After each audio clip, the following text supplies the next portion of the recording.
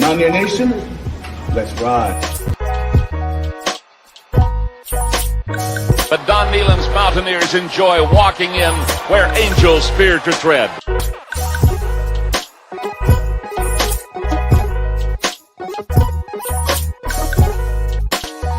As the hills of West Virginia resound with the sounds of Golden Blue football. Here is Harrison trouble. Stiff arms, a would-be tackler. Comes down over the 25 to 20. Goes around about at the 15 to 10 to 5. A touchdown, West Virginia. He did it.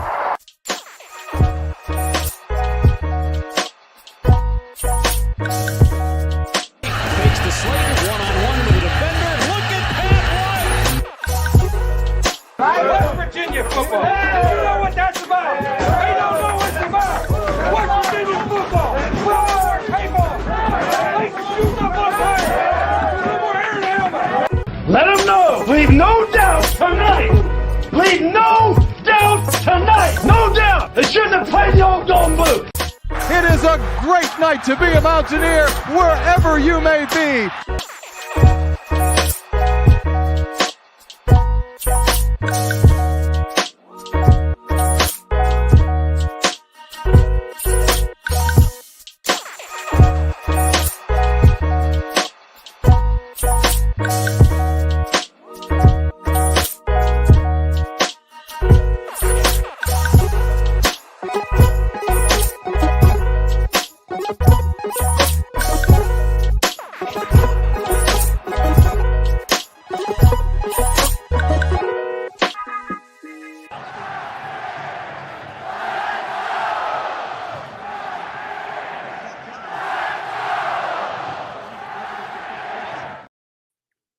What's going on, Mountaineer Nation? Welcome into another Q&A stream here on the Country Roads webcast. Going to discuss the latest Mountaineer sports news. It's going to be heavy on transfer talk in this version, of course. There's been some departures, but most recently some additions, and of course the main subject, the title, as you see, the recent commitment of Anthony Wilson, the Georgia Southern defensive back. I know our good friend Mountaineer Paul did a video as soon as his commitment, Mountaineer Paul kind of breaking that, and he did a great job with that. So check that out. Of course, if you guys haven't already, he did that earlier today. Hopefully you guys have checked his video out on it. Me and him had just talked about Anthony Wilson in the past when we first got in contact with him and learned of Mountaineers offering him a scholarship, and we were really high on him and hoping to see the Mountaineers add him at the safety position. Today, that commitment comes down. So we will be discussing that here as we move throughout the episode. We'll let some people roll in here for a second before we touch on Anthony Wilson himself. We got some other news topics we'll touch on along the way, of course. But as always is the case here in these Q&A streams, it's the chance for you guys here in the Country Roads webcast community and throughout Mountaineer Nation to kind of guide the conversation with your thoughts, questions, comments, concerns, anything WVU related or otherwise, whether it be on any of the news topics I'm talking about or something that you heard that maybe I don't have pulled up on the agenda for today. We can talk about that, and maybe I can pull something up about that, and we can discuss it as well. Even if it's not WVU related, it's all welcome here, of course, in the Q&A streams, anything college sports related. But definitely, as we wait on some people to roll in, we'll talk about the commitment from today then momentarily here after a couple minutes. But before we get there, how about something a little bit fun to start it off with while we wait on some people to roll in here? I know some people probably saw this today. I know I woke up this morning and it was one of the first things I saw on Twitter. Just kind of fun, right? This over on WV Sports Now, Mike Ostie doing a little bit of article about it. You see the picture there, and you probably saw the tweet there on Twitter from Neil Brown tagging Luke Combs, says "Go Mountaineers," right? And then of course tags him, and it's a picture. I guess Neil Brown went to the Luke Combs concert last night, and that's Neil Brown's family with Luke Combs, save for Neil Brown's son, not pictured there. But and of course the captions kind of funny there because Luke Combs is an Appalachian State fan. I believe he's from North Carolina. He likes the Appalachian State, who's also the Mountaineers. So either "Let's Go Mountaineers" works either way. So maybe we got a little low-key fan now in Luke Combs, right? That'd be big, right? Have another popular celebrity supporting you. We got a guy out there like Pat McAfee pushing the brand, but I know Luke Combs is loyal to Appalachian State, but hey, maybe Neil Brown was in his ear a little bit. But just pretty cool there. Something kind of fun to start this off. If you didn't get a chance to see it, thought I'd share it with you guys there. And like I said, here's a bigger version of the picture of Neil Brown and his family with Luke Combs. And I guess Neil Brown brought the custom jersey there and gave it to him. That's pretty cool as well. So definitely wanted to kick that off, but appreciate anybody that's in here live. Definitely tuning in, and always encouraged to chime in as well. If you are in here live, though, do us a favor, get this out of the way real quick. I know it's annoying, but just with the YouTube algorithm, it really helps us on the channel. If you just push the like button on the video, that little thumbs up button really helps us out a lot. So if you're watching this live or even on a playback, be sure do that to help us out here on the channel. And if you're a WVU fan, be sure hit that subscribe button. We're always updating on transfers, rosters, etc. here on the channel. So plenty of Mountaineer sports content, and with your help hitting that subscribe button, we can get out more of it to Mountaineer Nation there. But Liam Wright, appreciate you tuning in and chiming in. Do you think WVU has a shot to win the Big 12 or national championship next year in basketball? Great question. They've been doing an excellent job in the transfer portal. As we know, one of the top transfer portal classes in the country. I believe it's ranked number one by most, if not all, recruiting services now as the number one transfer portal class in college basketball currently. So certainly they're building a team that it looks like can do so. In my opinion, it's just a matter of how all the pieces gel. And we're going to talk a little bit about WVU basketball here as we go throughout as well. I got some transfer news on that side we're going to discuss. But for me, it's just a matter of how the pieces gel, because you're bringing in guys that are used to being the guy at their previous programs, whether you're talking Kirk Kriisa, who, you know, he did lead the Pac-12 in assists the past 2 years, but he also did get his fair share of shots up at Arizona. Jesse Edwards was pretty much the guy at Syracuse. And then Raekwon Battle was the leading scorer on his team. And then Jose Perez, we know, was an 18-plus point scorer a game as well. So that's a lot of great talent that you're bringing together. However, you got to be able to hope that these guys are willing to put egos aside in order to win, because some of these guys are going to have to take a step back and not put up as many numbers as they were doing at their previous stop, and be, you know, maybe more of a role player in some cases. Of course, everyone's going to have their chance to do their part and contribute, but I think that's going to be the issue, is just how the team chemistry lines up with the new pieces, and with these new pieces that have all been stars in the past and all been leading scorers of programs for, you know, 3 or 4 of the pieces that you've added. How can those guys operate? Because there's only one basketball, right? So these are all ball dominant players in the past. So it's just going to depend on how these pieces come together. And also, are they willing to play defense? I know that's been the question in the couple of the additions that people have been asking, but just based on talent alone, based on what I saw Bob Huggins do with the pieces West Virginia brought in from the transfer portal last year, and then compare that to the talent level they're bringing in this year, they got to the tournament with that team last year. So I don't see why this team couldn't make a deep run in the tournament. And I certainly think they're one of the favorites. I don't know if I can say the favorite going in, but in my opinion, they are. I definitely think they're a competitor for the Big 12 conference title. Liam, appreciate the question. Everyone else, like I said, as always, drop your questions, comments, concerns in the chat. I'll get into some of the news topics now. Let's talk about the transfer portal on the football side. We're talking about Anthony Wilson's commitment. But before we do, I wanted to talk about some other guys, because actually West Virginia had 3 players in on a visit along with Anthony Wilson this past weekend, 2 of which we now know have committed. I did a video on the one earlier today, but I will share this with you guys again to talk about him a little bit. And that was this was an edge defender. West Virginia knew they needed help at the edge spot, whether it be you're talking defensive end or you're talking bandit position.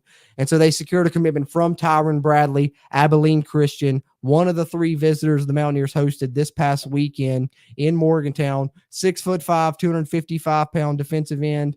Like I said, going to help the Mountaineers a lot. I shared a little bit of these highlights on the video I did about him earlier. If you want to check those out, you can check that out on the video I dropped on the channel earlier today. But like I said, I think this is going to really help West Virginia, especially with the losses they've had at the bandit position recently, only having one player with a ton of experience there in Jared Bartlett. So now you bring in another player that's got playing experience at the college football level from Abilene Christian, 47 total tackles last season. And I think he has, 2 years of eligibility left remaining. So maybe going to put on a little bit more weight if they're going to have his hand down in the dirt on the defensive line. But personally, I think he's going to factor in at the bandit spot. But West Virginia hosted him as one of 3 players on the visit. They get a commitment from him. Another one that was hosted on the visit, not Anthony Wilson, which of course I will talk about momentarily. We know he also committed. So West Virginia has 2 out of the 3 players that were here on visits committed. The other one that they hosted was a linebacker from a program known as Ferris State, the Ferris State Bulldogs, as you see here, a lower level program. Connor Neer, he is transferring from there. I believe he has 3 years of eligibility left, if I'm not mistaken. But let me see if I can pull up. I'll have it on his Twitter here. I'll pull up his Twitter page for you guys. But he visited the Mountaineers this past weekend as well. And since he has entered the portal, he's actually gained a good bit of interest. I believe Michigan State offered him. I think I saw that today. But yeah, graduate transfer, as you see here on his Twitter, 2 years of Division I eligibility, 6'2", 234-pound linebacker, was an All-American, All-Conference player, and two-time national champion there. And he's got some clips here. Let's see if we can take a little bit of a look at the linebacker that was on a visit with the other two players that we know have now committed to the Mountaineers, Tyron Bradley and Anthony Wilson. More on Anthony Wilson here momentarily, but this is a little bit of a look at Connor Neer. We know West Virginia may need some help at the will linebacker position where they're inexperienced. You got to think maybe this is what they're looking at him for. Some other players that West Virginia had offers out to in the portal, Brendan Gant from Florida State and Keith Brown from Oregon, both committed elsewhere. So West Virginia currently no scholarship offers out to players in the portal, but we know Neer was on a visit, and West Virginia's been kind of secretive with who they've been offering in the portal. Sometimes they've been waiting until they get them on campus to offer them. So maybe that's why we haven't heard about a scholarship offer from the Mountaineers for Connor Neer yet. But with him being on a visit, I would think that they are looking to offer him a scholarship, especially if other programs draft him, like Michigan State, as I heard earlier. But there's a little bit of a look at his game, a linebacker the Mountaineers are potentially targeting there. And then lastly, but certainly not leastly in my mind, one of the defensive backs that I was most excited that West Virginia was targeting in the transfer portal, of course, and that is Anthony Wilson. As I said, me and Mountaineer Paul did a video on him a couple of weeks ago, and Mountaineer Paul did a great video talking about him yet again today. I want to share with you guys the article from WV Sports Now detailing his commitment. And then I want to share an article from when he was first entering the portal that really stuck out to me, that me and Mountaineer Paul talked about in that video when West Virginia first got in contact with him. Take a swig of my coffee real quick, guys. Yeah, much better. But now let's get into it on Anthony Wilson. West Virginia, we know, looking to improve the secondary this season. They've added a ton of pieces via transfer. We already know Beanie Bishop's coming in. He was the latest addition in the defensive backfield up until Anthony Wilson now, who the Mountaineers had been in on even prior to Beanie Bishop, and was one that had a lot of people after him, which I will talk more about why he was so highly coveted when I pull up an article from when he first entered the portal here momentarily. But here, as you can see from this article on WV Sports Now, this one coming from Ethan Bach, WVU landing the transfer commitment from Georgia Southern defensive back Anthony Wilson, writes, "I'm coming" on Twitter. And there is his Twitter, Mountaineer Nation, if you want to give him a follow, at Anthony Wilson _4. And the great graphic there announcing his commitment earlier today at 1 p.m. 5'10", entered the transfer portal 3 weeks ago. A lot of interest from teams that came down to West Virginia and Louisville here at the end. I believe we're kind of the final two, but 101 total tackles last season, 60 of them solo, really high grades on PFF as well, especially in run grade defense. He can play in the box. He played corner, and he played a ton at Georgia Southern, I believe, almost nearly 1,000 snaps just last season, if I'm not mistaken. It was like 900 some snaps when I was looking it up. But great addition for the Mountaineers. They needed help at the safety position. Now they really have an array of bodies, and they need someone at the spear. They need someone at the cat. And so you have some guys that you can kind of see who you want to play where. We know that Keyshawn Cobb was a candidate to play that spear position. They kind of had him working at the deep safety this spring. And I think, yet again, you kind of have a similar case with Anthony Wilson. In my mind, he's prototypical spear, but who knows, they may try and work him in at any one of them other defensive safety spots, whether it be free safety, cat safety, etc. We'll see how that pans out, but I would not be surprised, in my personal opinion, to see Anthony Wilson get work at the spear position. Let me pull up this other article from 247 Sports back when he first entered the portal, kind of detailing some of the people that were after him and why he was kind of such a hot commodity at the time. But before I do that, let me catch up with your all's comments real quick once I wet my whistle. Got a little bit of a dry throat today. Sorry about that, guys.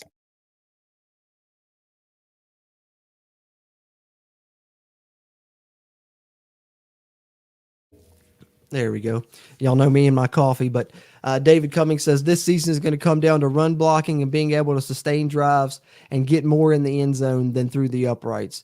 Absolutely. I think that that's been, the main issue throughout the Neil Brown era, you could say, is certainly the offensive production has not been there. It had not been there in the run game, really, up until last season was the first time we started seeing it consistently. This year, it appears they're going to rely on that, and it's going to be the strength of the team. But certainly, red zone success is going to play a part in that. They've struggled there in the past as well in short yardage situations, too. So they're going to have to improve both those categories, David. I certainly agree. Appreciate you tuning in and chime in. To me, I think, last season we saw the defense take a step back. I think with the pieces they've added, I'm expecting the defense to be more akin to what we saw over the first 3 seasons of the Neil Brown era. But it's not going to matter if the West Virginia offense can't put up points, because despite the Big 12 in recent years, as we know, past 4 to 5 years, right, it's kind of actually went more defensive oriented than, the offensive league that it has been known to be in the past, and the people have always made fun of the Big 12 having no defense for. We saw the past few years that wasn't the case, but last season that kind of reverted a little bit. We saw a little bit more high scoring, but West Virginia, I think, definitely needs to improve offensive scoring totals, yardage totals, etc.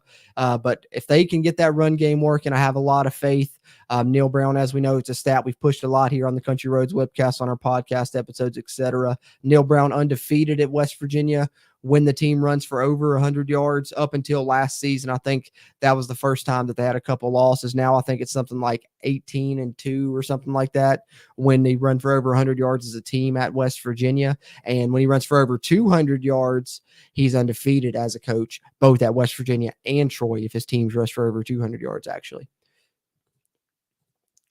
Eric says, WV has certainly turned things around in recruiting, hoping it leads to positive results, as am I. Especially on the basketball side, I can never remember doing anything this great in recruiting in an offseason in either major sport, really. It's really fascinating, and it's something that, can't be understated, and really something we should continue to preach so that people realize just how impressive the job West Virginia is doing in the transfer portal this offseason in basketball. For it to be kind of the main thing that's on the forefront of everyone's mind right now in April is basketball and not football, is just because of the job they're doing in the transfer portal. And I think football quietly has had a really good offseason with the transfer portal, much better than last season, particularly here in this cycle that ends after today. Today's the final day of the last transfer portal window before the fall here. It went April 15th through April 30th.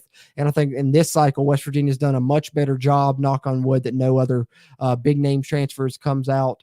The 3, I believe, that they've lost, which we'll talk more on that here later. I'll do a little transfer update, show you guys the transfer portal tracker here on the Country Roads webcast. But the few that they've lost here during this cycle have been, more depth pieces, no big names, no starters, and they've brought in guys that in the 3 or 4 that they've brought in during this cycle already that I feel like are going to be contributors that are really going to be on the 2 deep and probably play this season for the most part. And they're, of course, not done yet on that side. I believe they still have 3 or 4 scholarships remaining.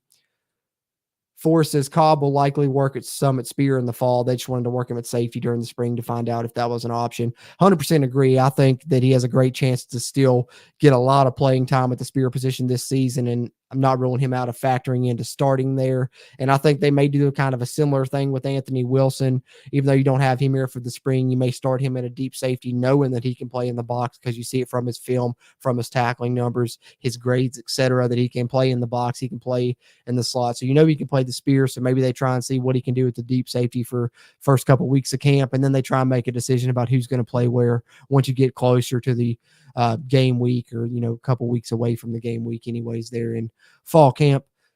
Appreciate you always for tuning in and chiming in. As same goes for you there, Curtis D. 316. Excellent pickup. The secondary should be pretty good this upcoming season. I agree. Definitely needs to be improved, and certainly appears like it is going to be improved. Let me pull up this article from 247 Sports just to talk a little bit about Anthony Wilson and why he's one of the transfers that I'm more excited about that West Virginia has added this offseason, and one of the ones that I was really had my fingers crossed that we were going to be able to land. I know me and Mountaineer Paul talked a lot about this in the video that we did, when he first went in there, 2 or 3 weeks ago, but I wanted to detail that now that he committed to the Mountaineers, give you guys some of these numbers. Maybe it'll get you guys a little bit more excited about Anthony Wilson. Let me pull this up here momentarily.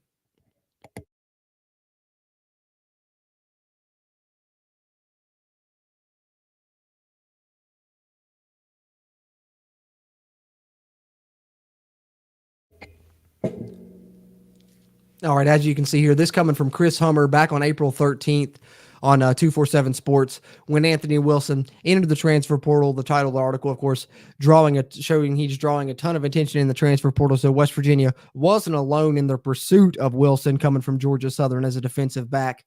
As you see, 5'10", 200-pound safety, 101 tackles, 3.5 tackles for a loss, and an interception as a redshirt junior the past season. The 101 tackles were the third most by a defensive back in the entire country. So even though he's playing at the group of 5 level, 101 tackles was the third most by any defensive back across any level of college football in the Division I spot there in the FBS ranks anyways, whether it be group of 5, power 5, etc. Wilson deciding to move on, 2 seasons of eligibility remaining. So as I've talked about in the past, love getting those transfers that have multiple years left, because we know with the transfer portal rules, save for graduating from a program and becoming a graduate transfer, once you transfer once, you can't transfer again without sitting out a year. So if you get a player with multiple years left, you kind of more or less lock them in until they at least graduate from your program, right? So that's something I like about the multi-year transfers that have, extra years of eligibility left. And that's what you get here in Anthony Wilson, someone that can help you at the safety position. Marcus Floyd's moving on after this season. So West Virginia's going to need something beyond there. And I think they've kind of looked to that in part with some of these transfers they brought in, certainly in Anthony Wilson's case here. Let's see what else he's got here. Wilson considers himself a physical defensive back capable of playing around the box and excelling in coverage. Posted a combined 241 tackles the last 3 seasons and recorded his best PFF coverage grade last season, nearly 73 there on his coverage grade. So despite the fact that he's been known more for his tackling, he's playing inside the box, his coverage has improved every year, last season being his best season in coverage. So he's continued to improve that aspect of the game. So I think that he's going to be a good addition. And as you see here, some of the teams that really reached out to him once he entered the portal, teams that West Virginia had to fight off. As I said, the final 2 kind of came down to West Virginia and Louisville. But UCF, Louisville, Tennessee, the Mountaineers, Purdue, Minnesota, ESP, Cincinnati, Duke, SMU, and Tulane. So, and then even Auburn, UCLA, and Bowling Green were reaching out and asking about him as well. But as you can see, they're just great numbers on PFF, especially what he did things in the box. And I love the fact that he's a great tackling safety, because we know West Virginia last year, it seemed like a lot of their plays, it wasn't even, on the front to begin with, it was missed fits because everything was too complex. The people that they had, the new pieces, never picked up on the defense enough. Everyone was confused. So it was misaligned. There was missed run fits. So the plays were breaking into the secondary. But also to add to that trouble, West Virginia's problem was once those plays got to the second level, got to the secondary, the players in the West Virginia secondary really struggled with missed tackles, whether it be poor angles or just arm tackles, etc. It really that was a struggle for the Mountaineers. So that's one thing that gets me really excited about Anthony Wilson is just his sure tackling. You can go watch it on tape. And of course, you can look at the numbers there. Over 240 tackles over the past 3 seasons, one of the most by a defensive back, and last season having the 3rd most tackles by a defensive back in the Power 5, in college football, at the FBS level. So that's great for the Mountaineers, who really struggled with tackling in the secondary last season. So I'm super excited about the addition of Anthony Wilson today for the Mountaineers on the football side. Let me catch up with your all's comments here before we continue on any other further news topics here. I want to update our transfer portal tracker now, add Anthony Wilson to our transfers in, and talk about some of the other players West Virginia is still targeting in the portal. But before I do, let me catch up on some comments here.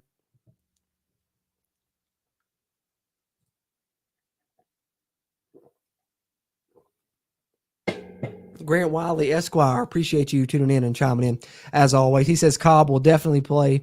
Him and Wilson will be solid. Add in Montre Miller, Bishop, solid Hall. Indeed, I agree. I think West Virginia's done a great job to improve the secondary this offseason. We're going to see how the pieces mesh and who fits in where once we get to fall camp and develop a 2 deep a little bit. But I think they definitely have a lot of pieces to play with. And I think people are wondering, why are they still adding defensive backs? They've got guys returning. They've added pieces already.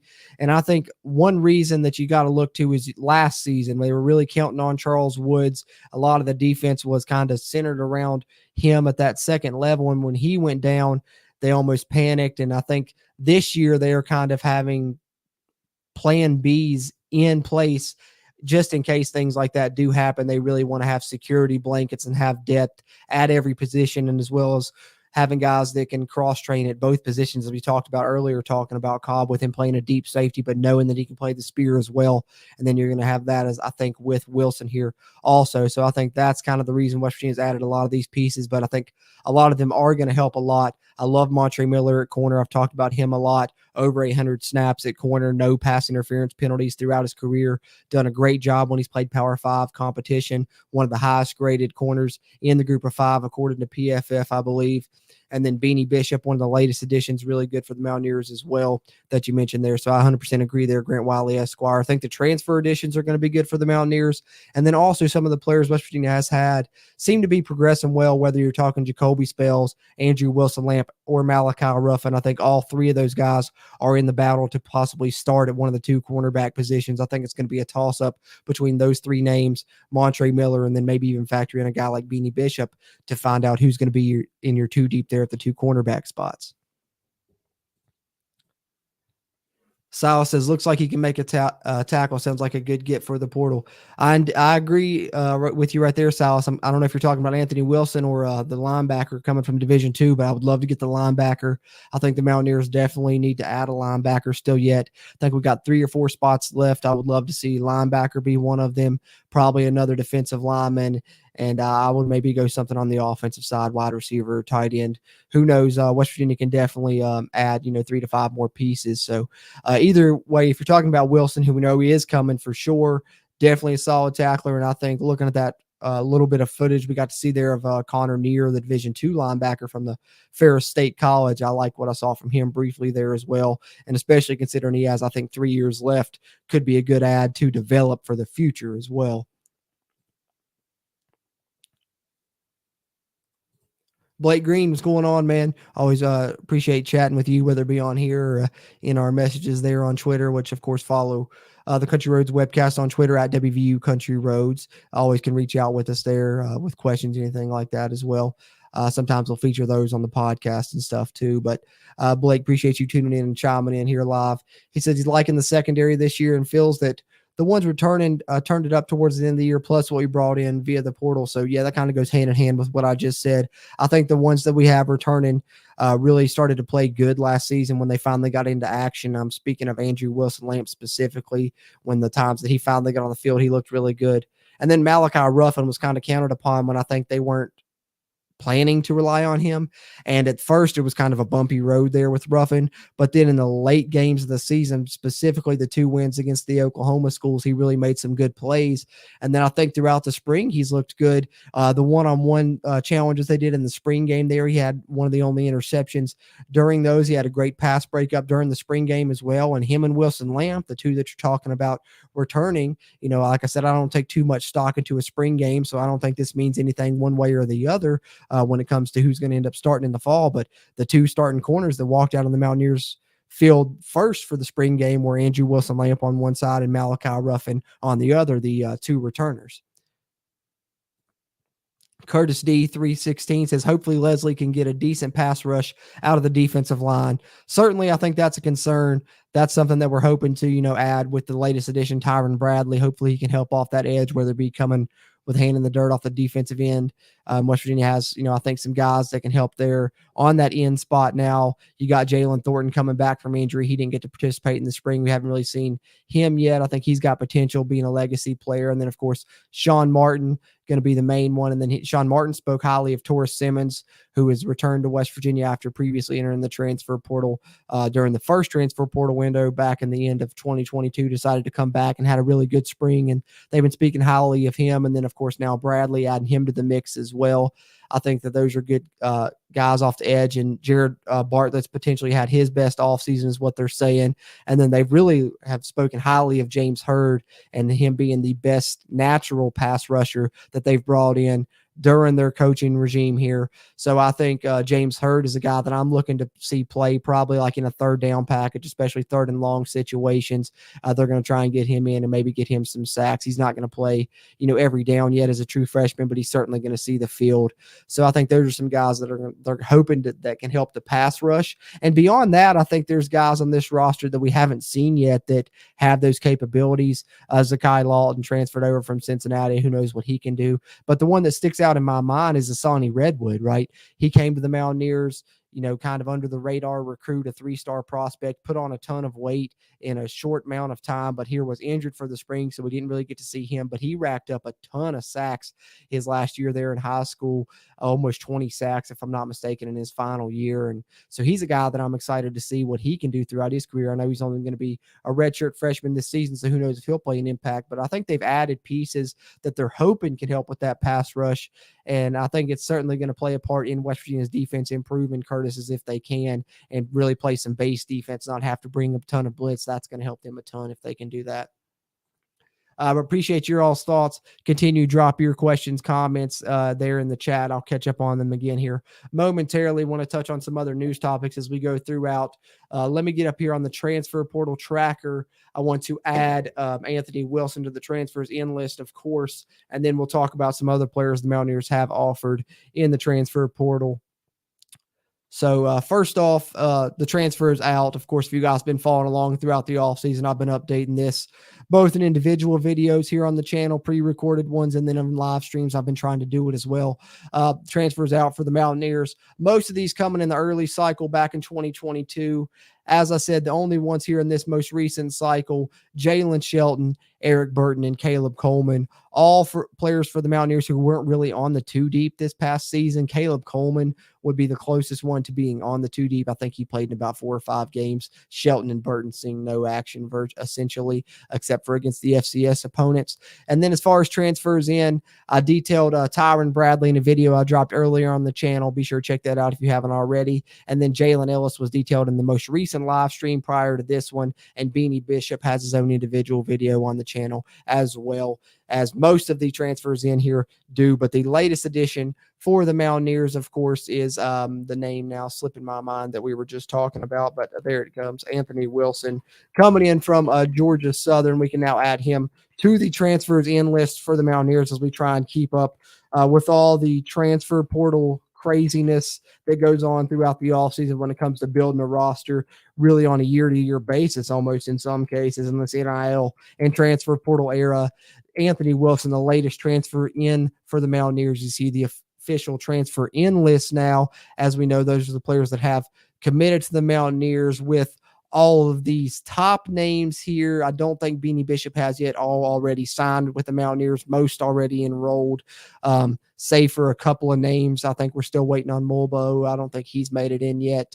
And I think the others were all there for the spring, though, above the name Mulbo. So the others will be joining here in the summer, probably end of May, early June here. So we're getting close to seeing some of these transfers join the Mountaineers as well, some of the freshmen. And of course, once they officially do and get added to the university's official roster, I'll add them to our roster, which we have going in a Google Doc similar to this one when we do roster updates. And I may update that here on this live stream later as well. I've got that pulled up here if we get a chance to get around to it. But those are the transfers in and the transfers out. But the Mountaineers, of course, not done in the transfer portal. As I said, the transfer window closes today, but that doesn't mean you can't still add players to your team. Once the transfer portal window closes, that just means players can no longer enter the portal except for graduate transfers. I don't think that applies to them, but you can still add players, get commitments, have players on visits, offer scholarships to players that are in the portal. All of that can still go on. The windows are specifically for players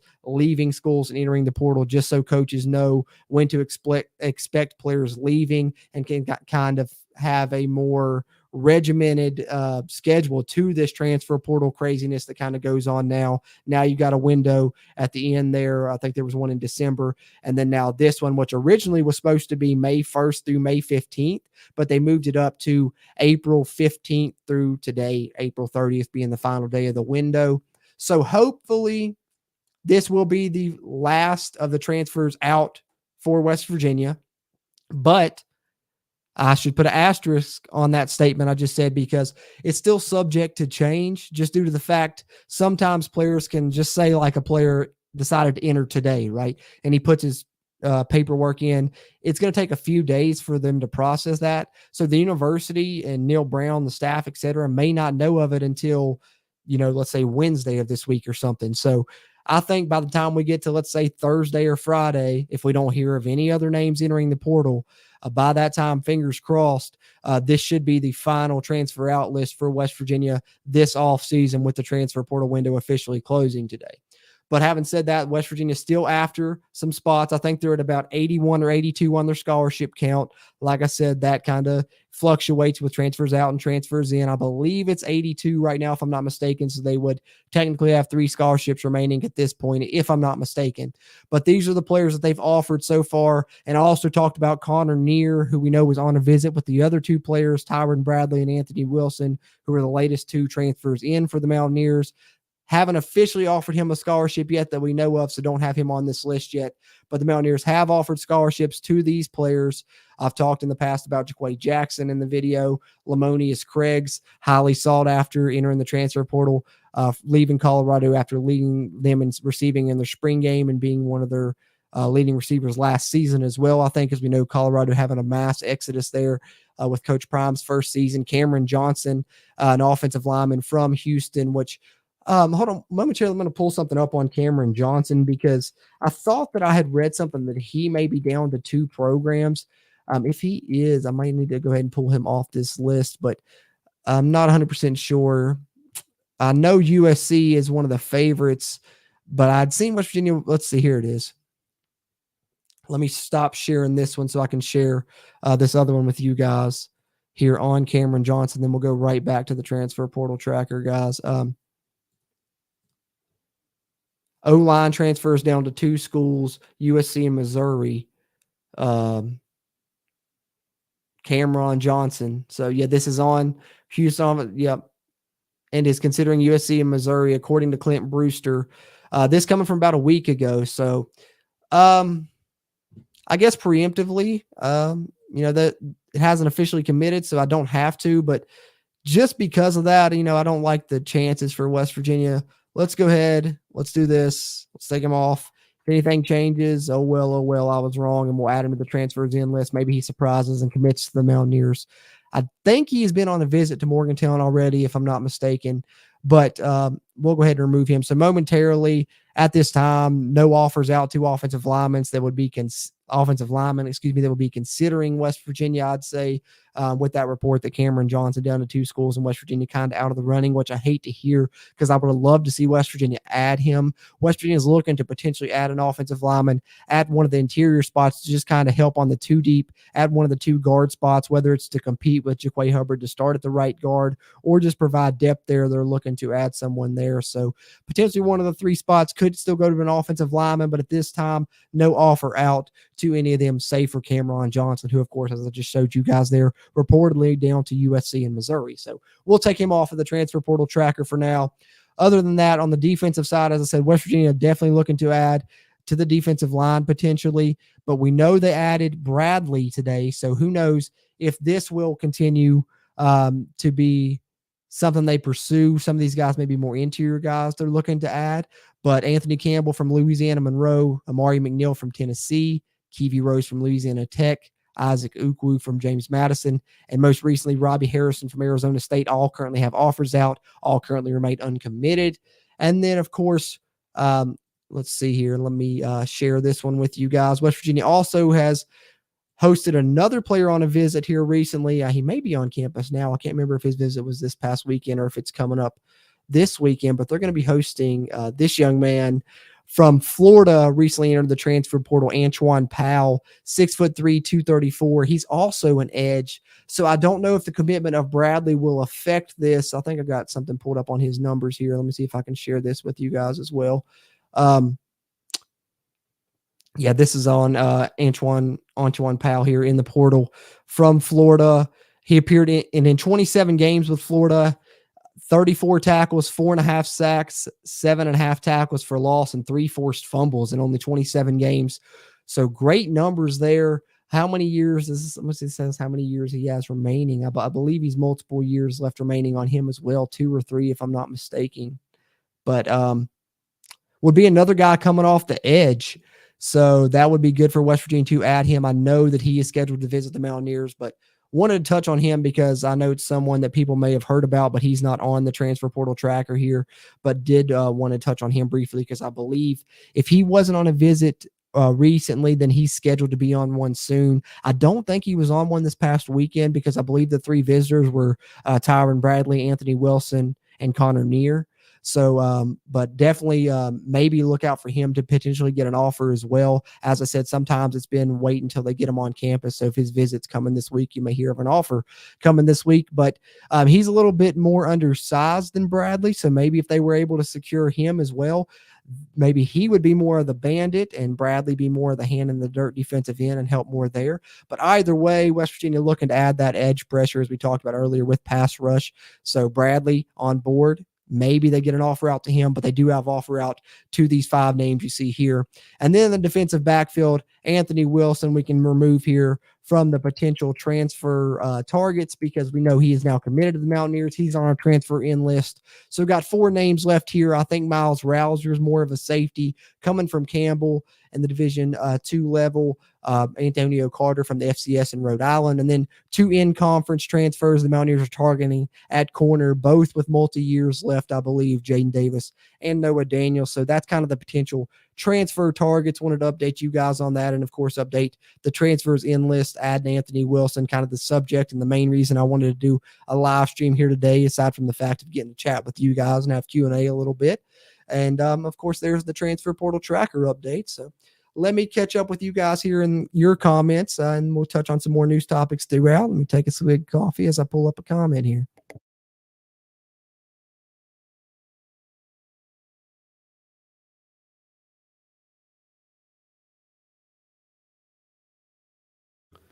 All right.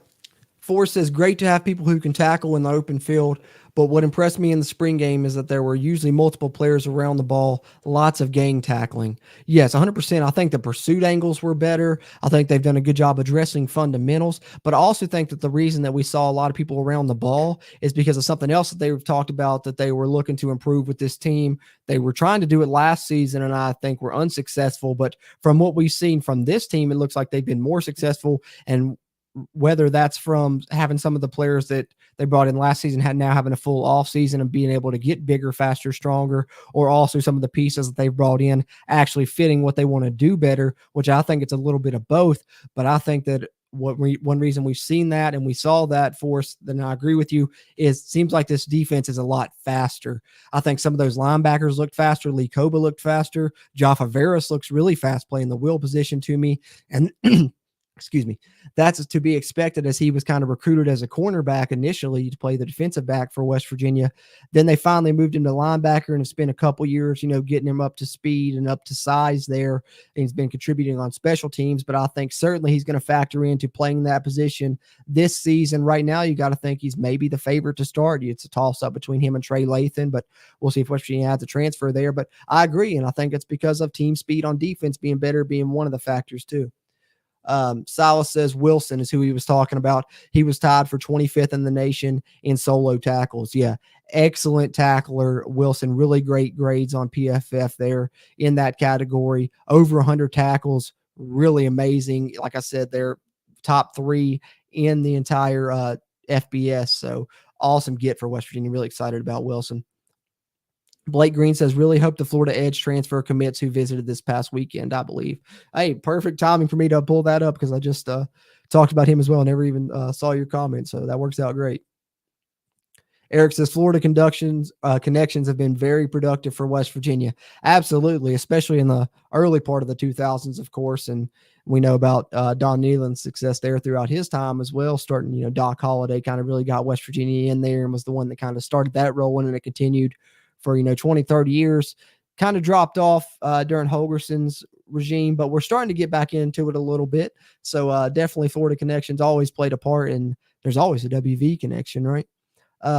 Blake Green says the Florida transfer has followed some WVU players and personnel on Instagram. That's a good sign, especially if he has already been on his visit. I can't remember if he has been or if it's coming up. I think Blake said he had been as well, so maybe it already has occurred. But yeah, definitely look out for him. That would be a good get for West Virginia. As I said, could factor in there at the Bandit. We know West Virginia needs another scholarship body there probably. And I love his numbers in those 27 games he played at Florida. So hopefully that's a good sign, Blake.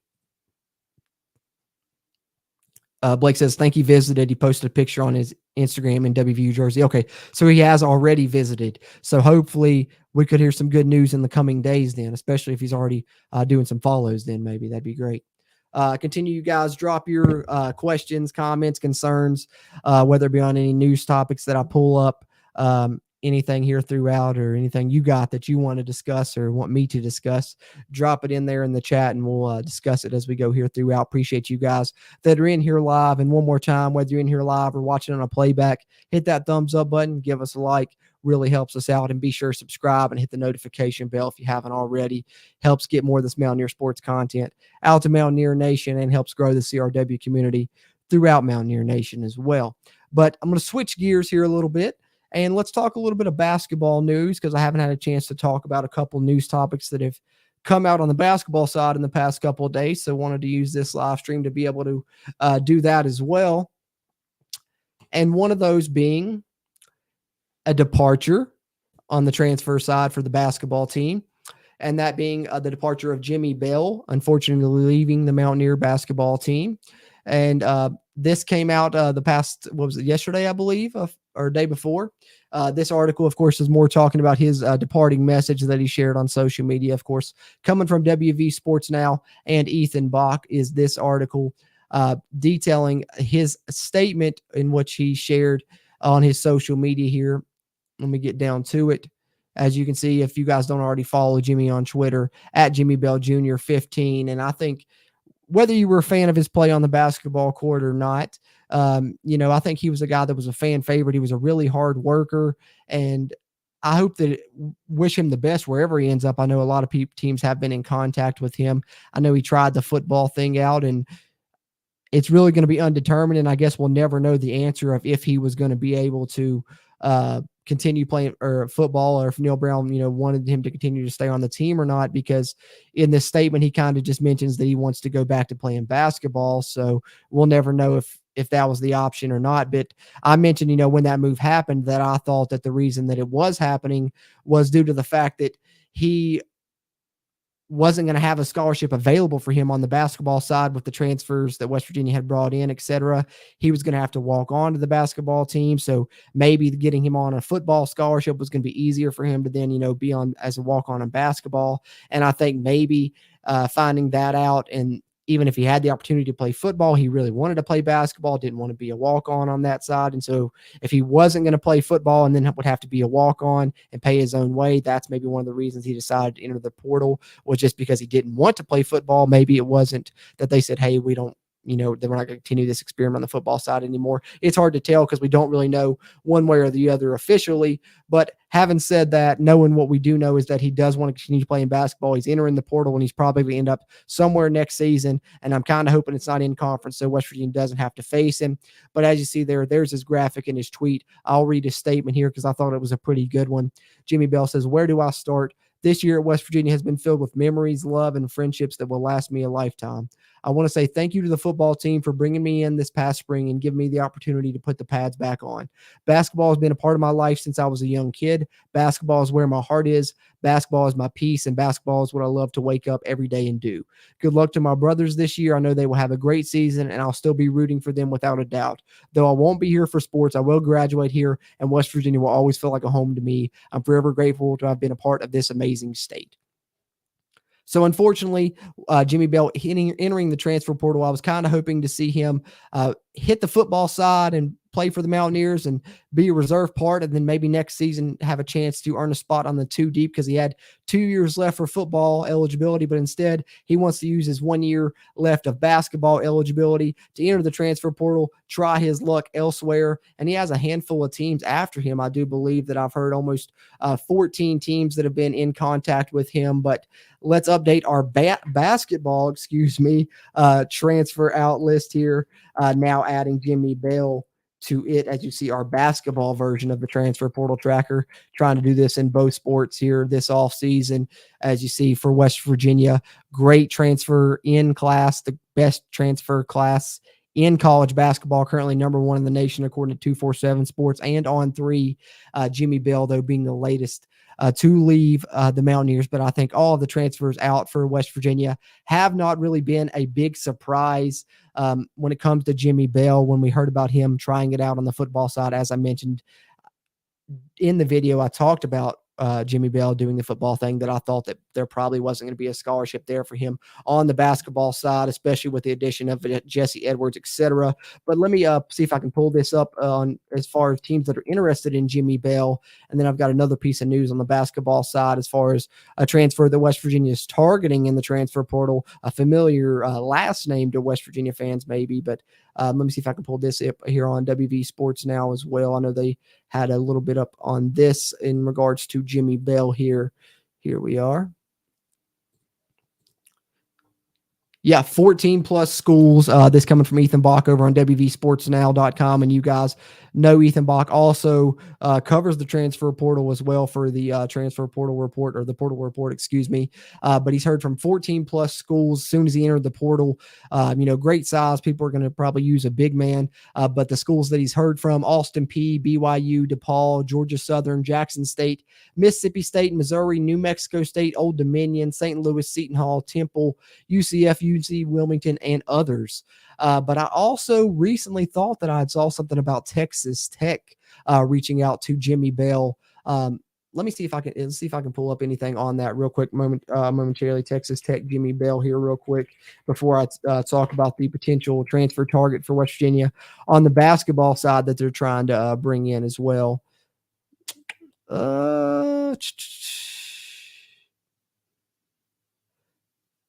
I don't see, I'm not seeing it when I search it, so maybe I didn't see it, but I could have sworn I saw that Texas Tech reached out to Jimmy Bell as well, which wish Jimmy Bell the best no matter where he ends up. And I love the fact that he's graduating from WVU. Certainly a case of once a Mountaineer, always a Mountaineer in his case, but hoping that he doesn't end up at an in-conference opponent. So maybe I didn't see that Texas Tech reached out to him, or hopefully not, but certainly drawing interest and wish him the best wherever he ends up. But as far as Mountaineer basketball team, there's probably still going to add one more transfer at least, and one that they're targeting we can talk about here now. And previously, Hoops from the Hills did a great video on this. If you guys aren't subscribed to that YouTube channel, you need to go check that out as well. It's our friend Mountaineer Paul and our friend Coos from Coos' Corner, and Mountaineer Paul Talks Football here on YouTube as well. They combined up to start a West Virginia basketball channel prior to this basketball season. They really put out some great WVU basketball content, and they did a good video on this potential transfer portal target for West Virginia. Also featured Keenan Cummings from Rivals in that video. Check that out if you haven't already, but I wanted to talk about it as well. And that is RJ Sunahara, the Division II National Player of the Year. West Virginia has reached out to him. I don't know if a scholarship has been offered, and I don't know if actually a scholarship would actually be offered, quote unquote. Here's the thing with how West Virginia is building this basketball roster with scholarship limits, etc. Because, in the past, you would have your scholarship players, then you have, 1 to 2 walk-ons on the roster that, wouldn't really play except, if you're up big in a game or down big in a game, you get them in late. Well, now instead of that, you can have a roster of complete players that could potentially see the floor for you, whether it be now or in the future, more so than walk-ons that may not contribute. Because what you can do is with NIL, you can have those walk-on spots, and they're really not walk-on spots because you cover however much the tuition cost would be with NIL. So if you ever hear the term of NIL scholarship or NIL walk-on scholarship, that's what that means. And I think that's potentially what West Virginia is doing with a couple of the players that they may bring in this season on the basketball side. One of those being Omar Silverio, who we've talked about in the past. If you look on the on-3 transfers in list for West Virginia, he's not listed there. And I think that's maybe one of the reasons why, because he may not be, quote unquote, a scholarship player. Don't quote me on this. This is all speculative and things that I've heard, but he may end up being a walk-on and having it covered by NIL, which I think would also be the case for RJ Sunahara if he was to choose to commit to the Mountaineers. But he's going to be pretty solid after being the Division II Player of the Year and good numbers at that level. As you see here, 6'8", National Player of the Year in this tweet from Ethan Bach, averaged 18.9 points per game and over 5 rebounds per game. So there you go, another 18 plus points per game scorer the Mountaineers could potentially bring in. You already have Jose Perez that's done that, and Raekwon Battle off the top of my head. But Sunahara, coming off a national championship, just won the national championship at the Division II level and was the player of the year at that level. Like I said, 6'8", so would be a good addition for what West Virginia needs. I think if they're going to add another player, it's probably going to be a power forward type player that can help them there at that position. They have plenty of centers. I think they're good at the guard position as well. And with the latest edition of Raekwon Battle, they're probably good at the wing. But with Sunahara, you could have a player that could play either the 3 or the 4 in my mind, I think. So that could help you and be a good depth piece if you could add him. But West Virginia, despite Sunahara probably being highly sought after since he entered the portal, West Virginia may have a leg up on their competition due to familiarity. And I said earlier, West Virginia, the last name may sound familiar, and that's because here, as you see in this sentence on this article from Ethan Bach, Sunahara is the son of WVU volleyball coach Reed Sunahara. And the name to me stuck out when I saw this article first released because I remembered Rex Sunahara, who was West Virginia's long snapper for 3 or 4 years here during the Neil Brown era. Here recently, I believe he played for Neil Brown. He might have played for Holgerson and Brown, if I'm not mistaken, but was a long snapper, starting long snapper for the Mountaineers for a few years. And I knew that his father was the volleyball coach as well. So this would be the brother of the Mountaineer football player. He plays basketball, Division II National Player of the Year. West Virginia has reached out and would be a great pickup for the Mountaineers and continue their great run of excellent transfer portal additions on the basketball side. So there's what I got for the West Virginia basketball news in this live stream. Let me take a swig of coffee, catch up on some comments, and then I've got a couple final 2 topics that I want to touch on West Virginia football news-wise, and then anything you guys got before we get out of here before too much longer.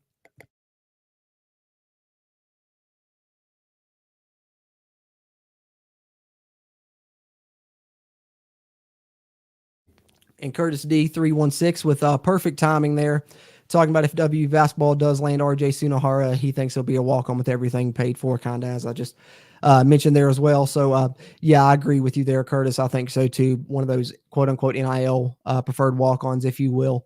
But I think it would be a great pickup, and I hope that he does choose West Virginia. But lastly, on the football side, of course, this past weekend, we know the NFL draft did occur. West Virginia had some prospective prospects that could be selected, and one of them was, and I was glad to see one of the Stills brothers get selected. We know that the NFL made a huge mistake not picking Darius, but they do get it right and at least get Dante drafted, a West Virginia native coming from Fairmont. We know an all-time great at West Virginia, all-time leader in starts, all-time leader in tackles for loss for the Mountaineers, gets selected in the 6th round by the Arizona Cardinals. So wanted to take a second to shout him out and detail that. I'm glad to see one of the all-time greatest along the West Virginia defensive line get selected in the NFL draft there. And then as far as the other Mountaineer hopefuls, unfortunately, that none of them heard their name called, which to me is a extreme travesty. And guys, be sure to drop your questions, comments, thoughts, concerns in the chat there, whether it be on this travesty here that I'm about to speak on or anything else you got here before we get ready to close out before too much longer. I'd love to catch up with some of your all's thoughts here in the chat before we close out. But the NFL absolutely getting it wrong yet again. As I mentioned with Darius Stills, they do it again with Bryce Ford Wheaton. Just absolutely makes no sense to me. All that combine hype, all the great combine that he had, the comparisons to Calvin Johnson, we detailed it here in the past on the channel. Just a standout performance from Bryce Ford Wheaton at the combine, but doesn't get selected in the NFL draft. Just kind of was absolutely shocking to me that he didn't get picked in one of the later rounds. I thought that he'd maybe worked himself up into even maybe being, an earlier, 4th, 5th round pick, but instead he doesn't get picked up, surprisingly. However, he does immediately, of course, become one of the most highly sought after undrafted free agents and signs with the New York Giants, as you see in this article written by Mike Ostie over on WV Sports Now, signing with the New York Giants. And I think I've seen a lot of articles calling him one of the steals of the undrafted free agency there. As you see, he's freakish athlete, 6'4", 221, but a 4'3", 40.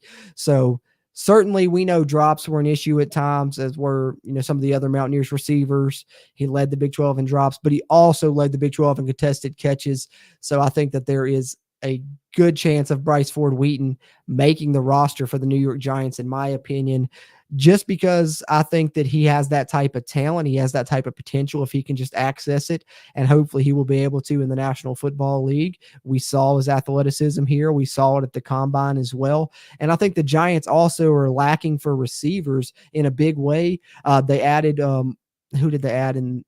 The receiver from Tennessee, Hyatt. They did draft Hyatt, so he'll have to compete with him to make the roster. But the Giants don't exactly have any big names at the receiver position. We saw David Sills make the roster there last season, so you've got to like Bryce Ford Wheaton's chances, and I think he will definitely make the roster if nothing else because of his ability to play special teams, be a gunner on punts, and make the roster that way. And then maybe he'll be able to work his way into the wide receiver rotation because of his special teams ability with his speed. But glad to see him get signed, even though he should have been drafted. And the other Mountaineer hopefuls that were there, Jasir Cox, Sam James, etc., we will report on them signing with teams as undrafted free agents as those deals occur. Maybe we'll put out another video here on the channel trying to talk about that when that occurs here in the future, if and when it does.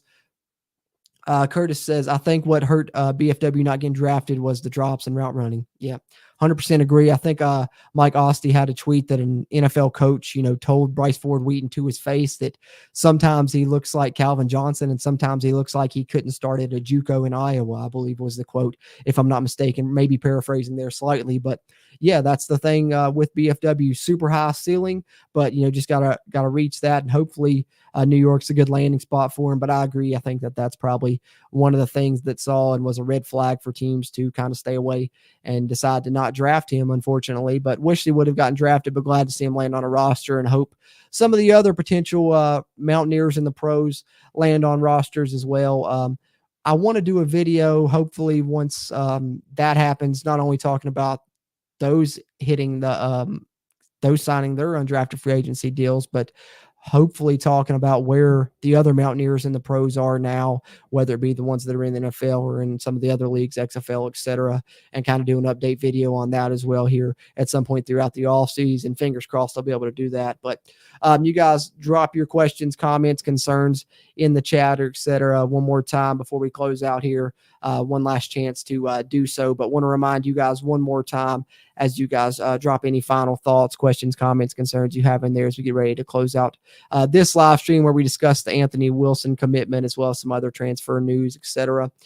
Follow the Country Roads webcast on Twitter. You see there on the screen at WVU Country Roads. Like us on Facebook and Instagram, Country Roads Webcast. Of course, check us out on all podcast platforms. We're available on most of them. Country Roads Webcast there as well. Subscribe to us there. But most importantly, if you're here on YouTube, subscribe to us here where you get more Mountaineer sports content than on any other platform, really, because we put out sports news update, roster updates, transfer portal updates, etc., all right here on YouTube. And if you're on YouTube watching this video or any other video in the future, really helps us a ton if you hit that thumbs up button, give us a like. So just one more time, do that for us if you're in here live or watching on a playback. And if you are watching on a playback and didn't get a chance to tune into this live and drop your thoughts in the chat, drop anything you want to talk about there in the comments and I'll respond to you in text form when I get a chance to get to it. But I'm hoping to put out a roster update in the coming days as well here in the next couple of days now that the spring is over and we've got some transfers out. I'll try and update West Virginia's roster. And then, of course, those will be coming hot and heavy throughout May and June, I'd suppose,